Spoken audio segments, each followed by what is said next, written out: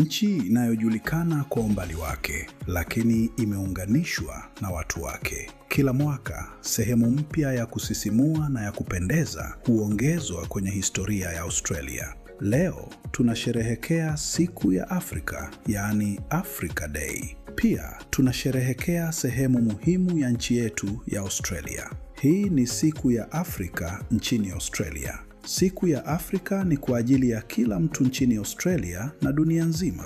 Ni siku ambapo tunakusanyika pamoja kuheshimu na kusherehekea tulikotoka bara letu la Afrika na kugundua uhusiano mzuri kati ya Afrika na Australia ambao ni mkubwa zaidi kuliko watu wengi wanavyofikiria.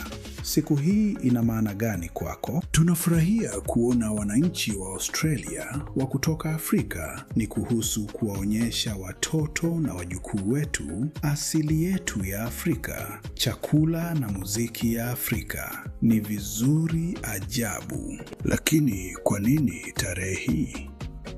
Kwa nini sherehe hii?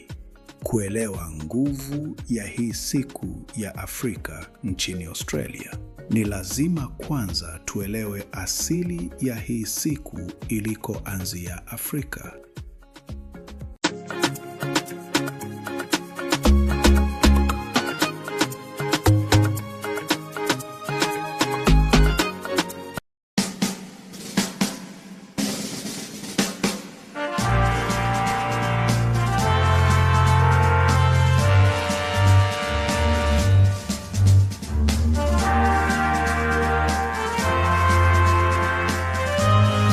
Historia hii inaanza tarehe 25 mwezi wa 5, 1963. Viongozi kutoka nchi 32 za Afrika zilizokuwa zimepata uhuru walikutana nchini Ethiopia. Lengo lao lilikuwa kubwa sana: kuleta umoja. Mataifa ya nje yalikuwa yameligawa bara la Afrika. Kuanzishwa kwa shirika la Umoja wa Nchi za Afrika OAU ilikuwa ni tangazo la kuwaleta Waafrika pamoja.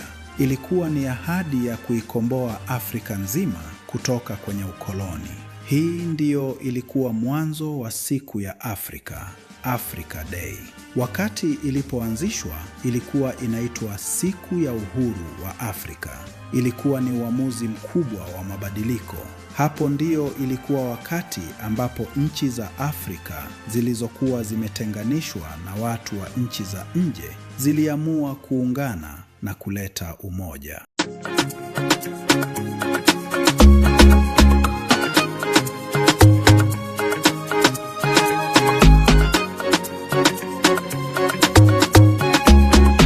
Kwa vile Waaustralia wenye asili ya Afrika ni raia wa hapa wanaojivunia nchi hii ya Australia.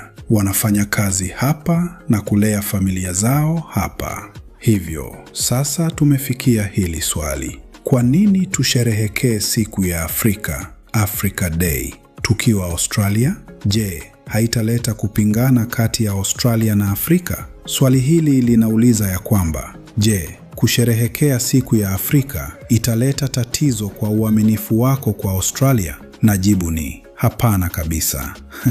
Unaweza kumpenda mama yako na umpende pia mke wako vile vile. Asili yako ya Afrika imekufanya wewe uwe jinsi ulivyo leo, na Australia imekupa nafasi ya kuwa sehemu moja ya taifa hili la watu wa kutoka nchi na tamaduni mbalimbali.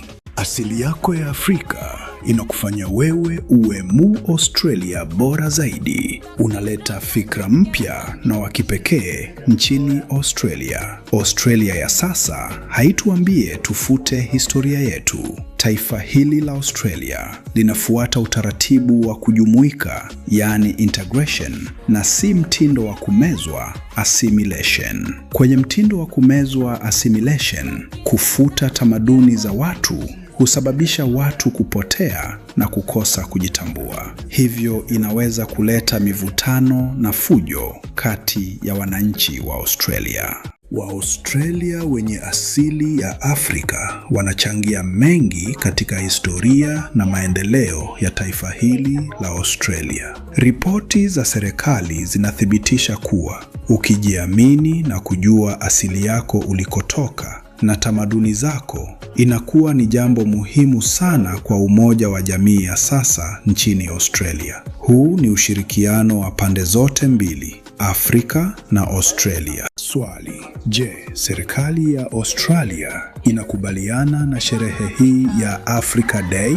Jibu: ndiyo, serikali ya Australia inakubaliana na inaruhusu sherehe ya siku ya Afrika. Tena inaiunga mkono sana. Siku ya Afrika ni muhimu sana kwa utamaduni wa mataifa mbalimbali nchini Australia. Siku hii inatengeneza nafasi ya wananchi wa Australia kuelewana na kufanya kila mtu ajihisi nyumbani. Kote nchini Australia, uongozi wa mabaraza ya miji zinatambua rasmi siku ya Afrika. Pia, serikali hutoa msaada wa kifedha kusaidia tamasha hizi za siku ya Afrika. Lakini kwa nini Australia inaunga mkono siku ya Afrika? Kwa sababu jamii yenye kuheshimiana na inayoshirikiana pamoja ndiyo jamii imara zaidi. Tumezungumzia kuhusu utamaduni, lakini vipi kuhusu uhusiano wa kibiashara na faida zingine za wananchi wa kutoka Afrika nchini Australia?